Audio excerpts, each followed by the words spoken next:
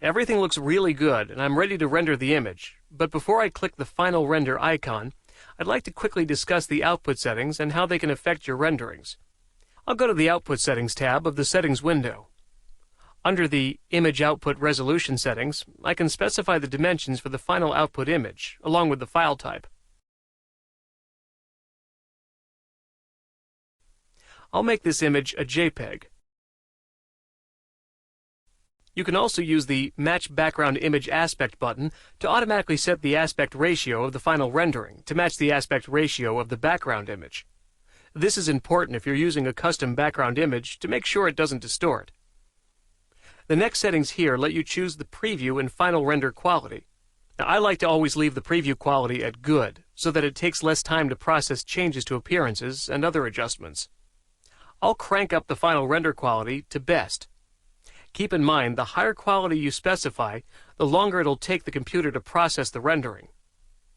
The gamma and brightness settings adjust how the image is displayed, similar to the brightness and contrast on a television or computer monitor. Gamma adjusts the brightness of the image on the monitor, and brightness adjusts the brightness of the output image. I'll leave these at the defaults. The bloom options at the bottom are a post-processing effect, and we'll come back and look at those in a later example. For now, everything's set up, and I can close the settings and click the Final Render icon to render the image. This opens the Final Render window, and PhotoView 360 will take a few moments to calculate the rendering.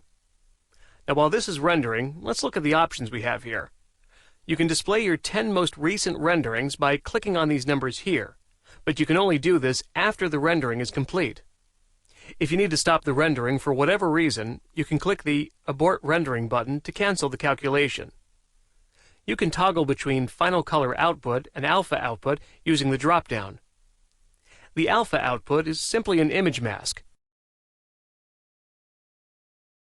Again, you can adjust the gamma here.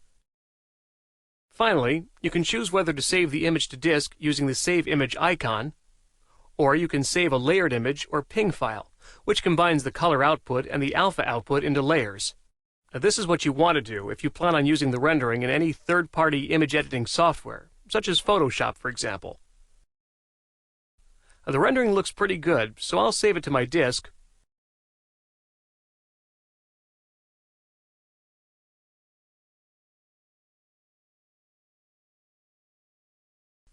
And we're done.